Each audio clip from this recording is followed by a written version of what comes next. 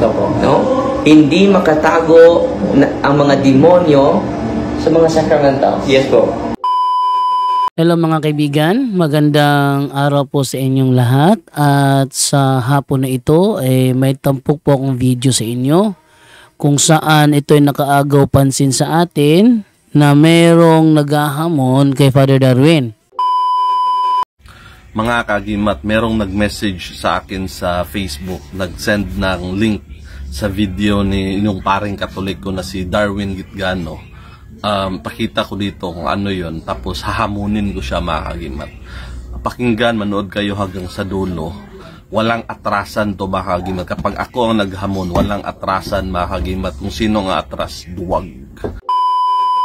Magandang araw po mga kapuntos, at sa araw na ito po meron po akong tampok na video para sa inyo at sana ay magustuhan ninyo.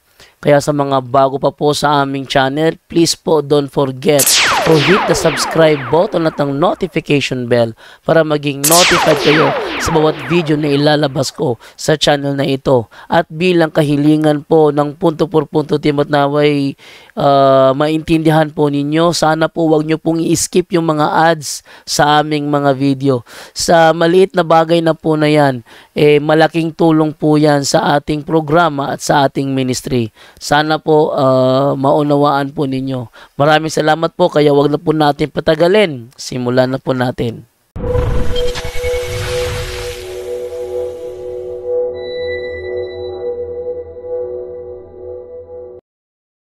Yan po mga kaibigan, isang antingero. Isang antingero from Cotabato yata ito. Na ang pangalan ay nagngangalan siyang Agimat ni Paraon sa kanyang YouTube channel at sa kanyang Facebook account. Nagbigay siya ng reaksyon doon sa nangyaring interview ni Father Darwin sa ating kasamang albularyo na naging guard natin. So, ating pakinggan yung kanyang video. Narito. So, hamunin ko siya mga kagimat, pero gusto ko lang sabihin at ipaalam sa iyo na hindi ako galit kay Darwin Gitgano. Gusto ko lang siyang hamunin para magkaalaman kasi base sa mensahe niya, sa demonic daw ang lahat ng mga anting-anting agimat at albularyo. I-share ko dito yung link na yung video nila mga kagimat. Hindi to galing sa Diyos. Nagagalit ka, Brother Gabriel? Opo, Father Gabriel. Yung tulad po dito sa mga albularyo nito na nagagalit sa iyo, yun din ang sa akin dati, nagagalit din ako sa iyo. Sabi ko, nakita ko yung yung video o yung ini-share ng asawa ko na huwag kayong lumapit sa mga albularyo dahil ang kapangyarihan nila ay hindi galing sa Panginoon. So, sabi nila mga kagimat, yung agimat, sabi nila galit daw ang mga albularyo kay Darwin Gitgano. Siguro, oo, merong iba galit, pero hindi ako galit. Gusto ko lang klaruhin sa inyo na bakit naman ako galit sa kanya. Wala naman siyang ginawang masama sa akin. Later mga kagimat, may hamon ako sa kanya na magharap kami at meron kasing siyang i-discuss later siya about oil niya. Later pag magharap na kami na ipatunayan niya na lahat ng agimat sa demonyo at papatunayan ko sa kanya na mali siya. Para kasi sa akin mga kagimat, yung mga pare, hindi yan alam lahat. Marami pa yan silang hindi alam na alam natin. Yung mga antingeros na galit kay Darwin Gitgano, probably nagalit sila kasi si Darwin kasi hindi siya magaling magsalita. Unlike sa ibang pare, magaling magsalita. Though, prangka siya magsalita, pero pag-deliver niya ng kanyang mensahe, hindi maganda. Hindi siya magaling magsalita. Yung may ibang mga pare, mag-discuss. Meron namang mga discussion na mga ganyan. Pero yung mga albularyo, hindi nagre-react kasi magaling sila magsalita. Si Darwin kasi kulang yung mga strategy niya kung paano magsalita na yung tao, hindi mo masyadong masagasaan. Ng mga abyan mo. May abyan pala. Oh, may abyan pa din. Pero, 5 daw yung abyan ko. 5. Sino yung mga abyan mo na 5? Yung 5, yung ang 2, ano daw yun, yung mga tintawag nilang babaylan, yung mga kinanunuan nung dati pa mga ninuno. Yung dalawa. Oo, yung dalawa. Yung tatlo, yung espiritong gabay yun sa mga orasyon ko na inuusal. Para din silang mga anghel. So para sa iyo, mga anghel sila. Mga anghel sila, Father. Makausap mo ba sila? Yes, Father, sa isip ko lang. Kausap mo yung mga abyan mo. Ako lang ang makarinig. So may communication pala siya. So yung tao na yan, yung faith healer na kausap ni Darwin, nakakapag-communicate sa kanyang mga gabay, ang abyan niya, through mental telepathy sa isip, mga kaagimat. So nakapag-communicate sila dyan. So yan ang rason. 5 daw yan, yung 2 dun yung mga baylan na sinauna. Siguro sa ibang is kaluluwa ng tao. Kaluluwa ng tao base sa kanya. Tapos yung 3 is gabay sa orasyon.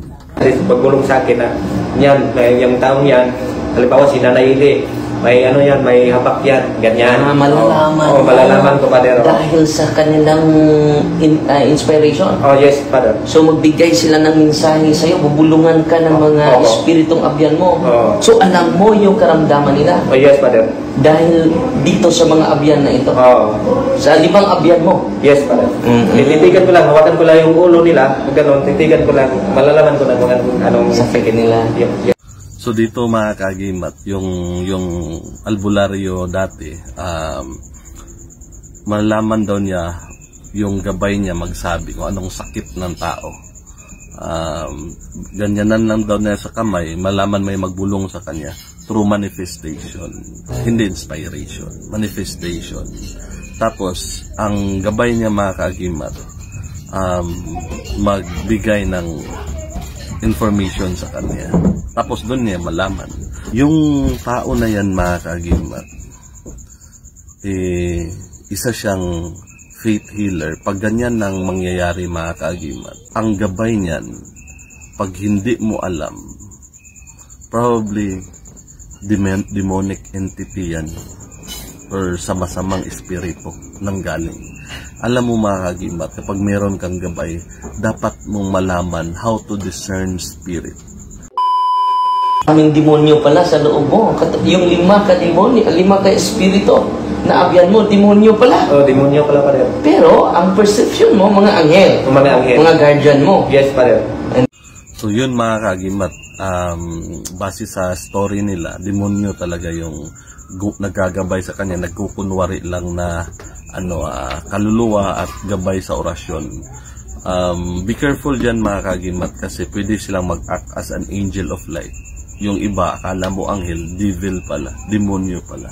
Maraming beses na ako naka-encounter ng ganyan. Mga kaagimat, si Darwin Gitgano, meron siyang pinakitang holy and exercise oil. So, ipakita ko yung story nila kung paano nangyari. Itong holy and exercise oil. Yes po. So, dito natin makikita, Brother Gabriel, ang kapangyarihan ng simbahan. No? Hindi makatago ang mga demonyo sa mga sacramentals. Yes po. Just imagine na hindi siya nakapunta. So yung asawa niya ang pumupunta dito at nagpa-bless ng olive oil at after that, maging holy and exercise oil. Yes po, Father. So pinainom ka at pinahiran. Yes, Father. Ang una, sabi niya, ito, inumin mo to kung yung kapangyarihan mo ay galing sa Diyos, minom ka nitong holy and exercise oil na galing sa healing exorcism. Sabi ko naman sa kanya, Father, bakit naman ako matakot niya, no? Iinom ako niyan kasi para naman sa ang kapangyarihan namin ay galing naman sa Diyos. Pagdating ng 3 araw, Father, late reaction, doon na ako nawala sa sarili. Pagkawala sa aking sarili, wala na ako matandaan kung anong ginawa. Gumulong-gulong na daw ako, may video daw sila ng anak ko. Video pinakita ako nagkagulong-gulong daw ako sa labas. Tapos, so, after 3 days pa yun, nag-react? Opo, Father. Tapos kadarek daw sa akin, malakas ako, pahiran daw yung ang likod ko ng holy and exercise oil. Sisigaw din ako ng yung nilagay nyo sa likod, ang pakitang init. Tapos yung pakiramdam ko, Father, yung mga buto ko parang binabalik yung pag napahiran ng holy and exercise oil. Tapos, paglingon ko sa asal ko, sabi ko na, surrender na tayo, hindi ko na kaya.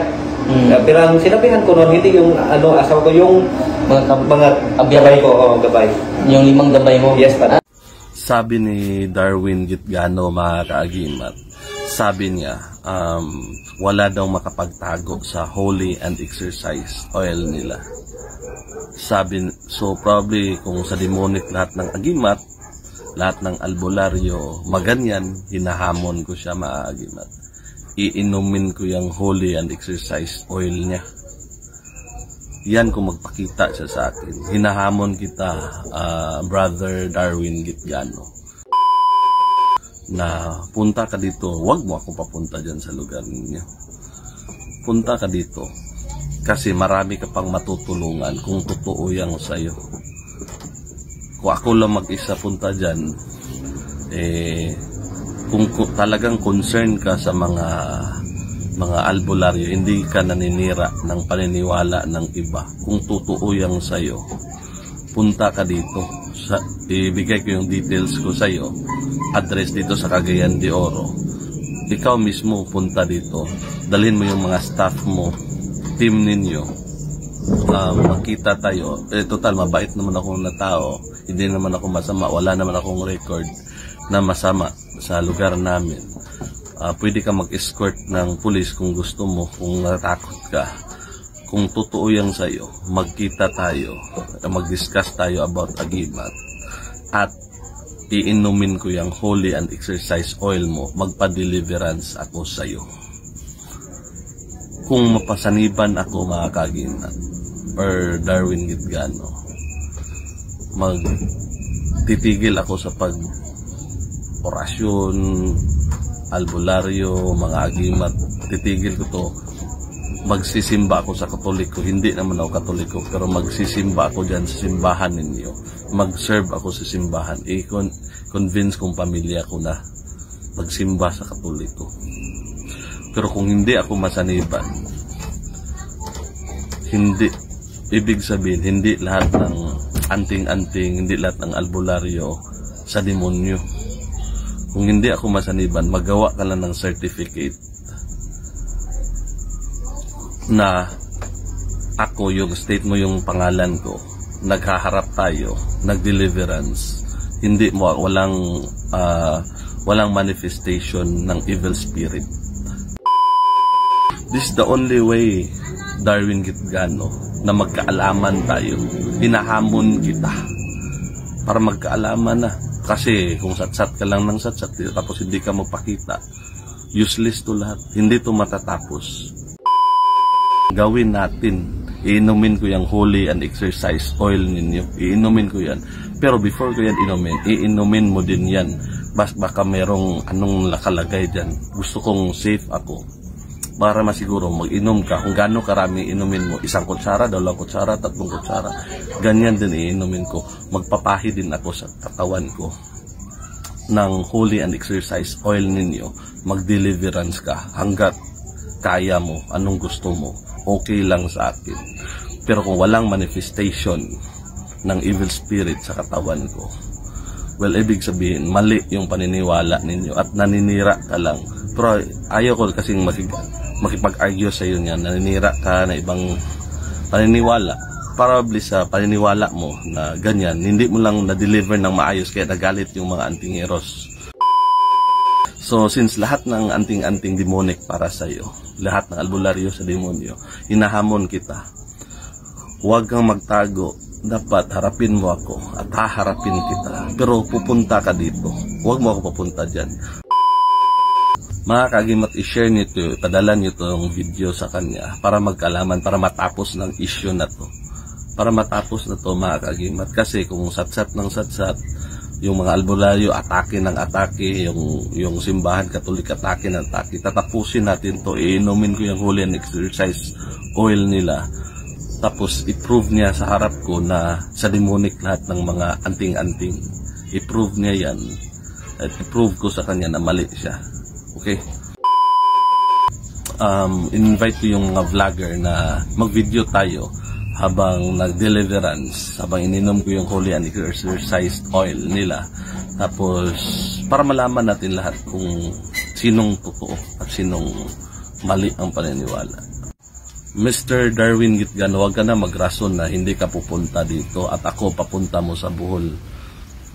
Alam ko namang makakreate tayo ng tamang schedule. Kung busy ka, meron ka namang schedule. Create ka na, mag-leave ka or anong, mag-create ka ng schedule na magkita tayo. Ako hindi ako pwedeng pumunta dyan kasi meron din akong trabaho. Yan po mga kaibigan, yan po yung naging pahayag ni Agimat ni Paraon. Hinahamon niya si Father Darwin. So abangan natin kung anong response si Father Darwin sa hamon na ito ni Agimat ni Paraon. At baka sakali is ano masasabi ni Father Darwin doon, alamin natin. Okay?